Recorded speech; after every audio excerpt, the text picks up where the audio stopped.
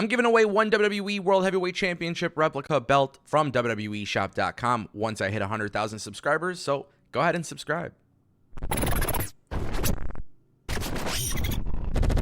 Welcome back to the Ango Show. This one is a massive one. The Rock returned. CM Punk is teasing a whole bunch. Guys, it's coming up right here, right now on TAS. I want to start things off with AEW Dynamite Grand Slam. Matt Cardona is teasing a return to AEW, and this is exciting. Obviously, Matt Cardona has really been killing it on the indie scene, and a lot of people have been thinking for a while that he might be headed back to WWE, and obviously there's always that chance anything is possible, but now he has taken to social media.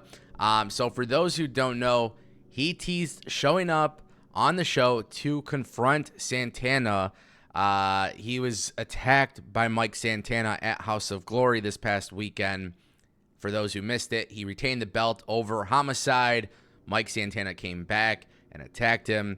And look, the thing is, now Matt Cardona has taken to sending a message to Santana. He says, I should be celebrating right now with a big win over Homicide at House of Glory. Still your House of Glory champion. I'm at the beautiful Holiday Inn Express. But Mike Santana is back. Had to show up on the Indies, get a little pop ski to trend on social media. I probably didn't trend, though.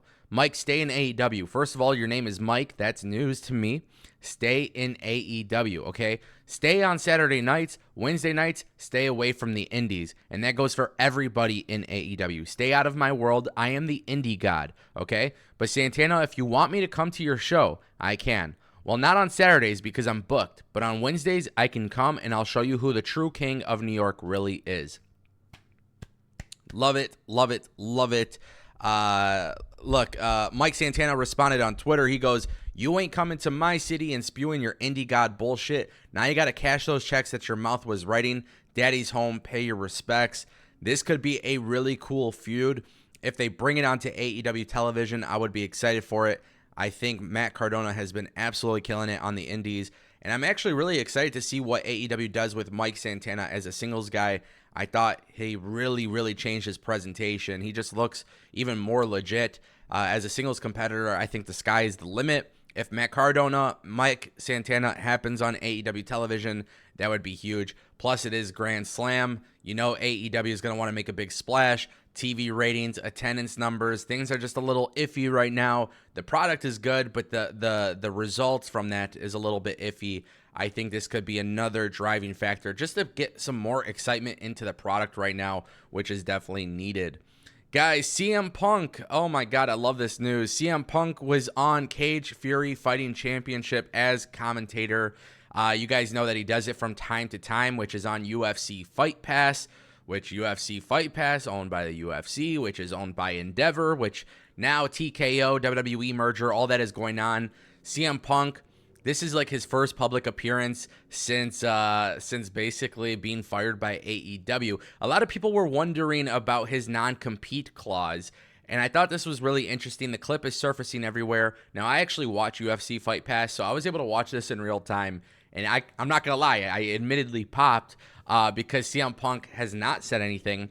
He was with John Morgan, who's also the other commentator, and basically they were just saying, like, CM Punk is back at the commentator booth with cause, which was like a little jab at AEW because he was fired from AEW with cause. But then what was really interesting is Punk also then goes on to tease a WWE return. He says he's got free time on his hands for the next 2 months, which, if you guys don't know this, WWE has Survivor Series in November in Chicago. And there is this really big belief that CM Punk could very well return to WWE in Chicago. Now, I don't know if you guys saw Smackdown last night or NXT this past week, but I mean, we're already off to a really hot start with the Endeavor era. Like, this is, I mean, you could already tell there's a lot of excitement with WWE right now.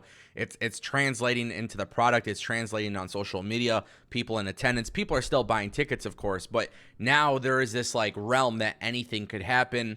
WWE did it yesterday with Pat McAfee and The Rock. Now CM Punk is teasing his return to the WWE. And look, CM Punk, people are going to have hate for him. They're going to love him, whatever it may be. CM Punk is one of those guys where I wish it all worked out in AEW, but CM Punk being fired from AEW, again, I said it before, it's kind of like a short-term sting. It doesn't hurt long-term, but it's just like a little stinger that hurts in the beginning stage. AEW is going to get back on track. That's the reality. They're going to get back on track. WWE, they're a little bit more well-managed backstage. I know some people don't want to hear this, but the reality is it's a bigger, more corporate structure. And sometimes people just thrive better backstage with that corporate structure. There's a lot of things that CM Punk probably wouldn't be able to get away with in WWE that he was able to get away with in AEW. When things went south with him in AEW, he was awarded Collision. After he got Collision, he got to kind of choose about, the soft brand split and who could work there and who can't work there. He kind of got a lot handed to him on that plate. That's not going to slide in WWE. Maybe this is just a better fit for CM Punk. Now, I don't know. Well, I mean, we'll literally have to wait and see. But CM Punk is teasing his WWE return. For those wondering about the non-compete clause, it sounds like there could very well be one. We'll see how this all plays out. But if WWE brings in CM Punk, I mean, best of luck to them. And hopefully for the sake of the backstage environment, things are good. We don't want to hear about these backstage issues in either company. That's the reality. I get it. They're all big headlines and it gets clicks and it gets views. But the reality is we don't want that type of stuff to really be the focal point of these products. We want to be talking about the TV product being good or bad. We don't want to be talking about backstage issues. And I think for the most part, a lot of the issues in AEW, whether you like to admit it or not, a lot of it did involve CM Punk. We don't want that to happen in WWE. We don't want it to happen in AEW. And who knows, man? Maybe this is a good thing. Maybe it's a bad thing. But CM Punk teasing a return to WWE. It's a very electrifying time of the year. And honestly, I have no idea what to expect here. Guys, the reason why I say it's electrifying, The Rock returned to WWE Smackdown. It was so random. He showed up with Pat McAfee. I honestly did not expect this. I think there's just a lot of random stuff that WWE did a very random episode of SmackDown last night, but it was very epic. They weren't celebrating like an anniversary. It wasn't the 1,000th episode or 2,000th episode or 3,000th episode. It wasn't a new TV deal or a season premiere. It wasn't anything like that. It was just a random-ass SmackDown in Colorado out of all places, not even really a big market, and The Rock and Pat McAfee show up. Boozer Wrestling, BWE, came out and said that backstage environment of WWE was very ecstatic with The Rock's reactions. However, there's actually been no agreement over anything other than another meeting to discuss story options. At the moment, Cody is WWE's priority, which I pray this is true because I like the fact that The Rock is back. And if I'm being completely honest with you guys, The Rock being back is great for business. Again, it just showed that anything could happen on live television in WWE. I mean, what a great way to kick off the TKO era of WWE.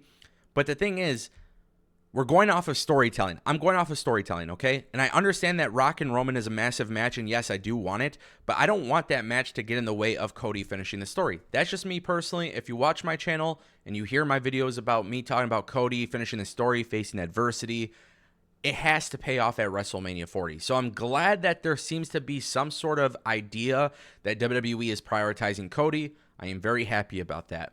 Now, with that being said, The Rock probably is coming back to WWE. And based on that tweet by Boozer that there's no agreement over anything, this was very much a one-time thing. Keep in mind, he didn't have an interaction with the Bloodline or anything like that, so it is very evident that The Rock coming back was a one-time thing. We'll see what this leads to. But now I kind of got excited because Boozer dropped some very interesting news surrounding Cena and John Cena. What? Solo Sikoa and John Cena, excuse me. So yeah, no interaction between Solo, Jimmy, Paul Heyman, and The Rock. They didn't tease anything with the Bloodline, but WWE ended SmackDown with Solo Sikoa and John Cena going face-to-face. John Cena got super kicked, and then on top of that, this was just a banger ending. So look, they're obviously teasing some tag team stuff. Maybe John Cena and AJ Styles versus Jimmy and Solo Sikoa. However, BWE is confirming that John Cena versus Solo Sikoa is being looked at for Royal Rumble or WrestleMania 40. So just to even think about this, last night at SmackDown we had The Rock, John Cena. I mean, that's pretty insane as it is. Pat McAfee, like that's relatively crazy considering like it was just a random ass SmackDown. It wasn't even a pay-per-view. John Cena, WrestleMania 40. Potentially The Rock at WrestleMania 40. CM Punk at WrestleMania 40. There is even whispers that Randy Orton could be back for WrestleMania 40. I mean, there is going to be some massive things happening at WrestleMania 40 this year. This is probably going to be WWE trying to make a very, very, very, very big splash, especially with TKO now being the new thing. You got to remember, Endeavor has to prioritize getting WrestleMania to an elite level, and it already has become such a massive thing. But TKO, the new company, I expect UFC stars to be there. There's a lot of things being there. But it's important for us to not get lost in the sauce. And what I mean by that is there are a lot of up-and-coming guys who should be working with the legends. And I really do appreciate the fact, whether you like to admit it or not, The Rock was in the ring with frickin' Austin Theory, who did a pretty damn good job of holding his own.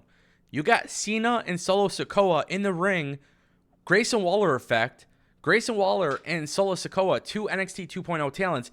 I mean, that right there, it just doesn't get better than that. So as long as WWE remembers to keep elevating the young up-and-coming talent, I think it's a good strategy. If they don't do that, I don't really give a shit about how star-studded the event is. The fact that WWE has plans for Cena and Sikoa is awesome. Obviously, there is a very, very nice callback that they can do with Umaga as well. We'll see what happens, man. We'll see what happens. But massive plans, massive things happening in wrestling. Don't forget, I'm giving away one WWE World Heavyweight Championship replica belt from WWEshop.com. All you got to do is click subscribe.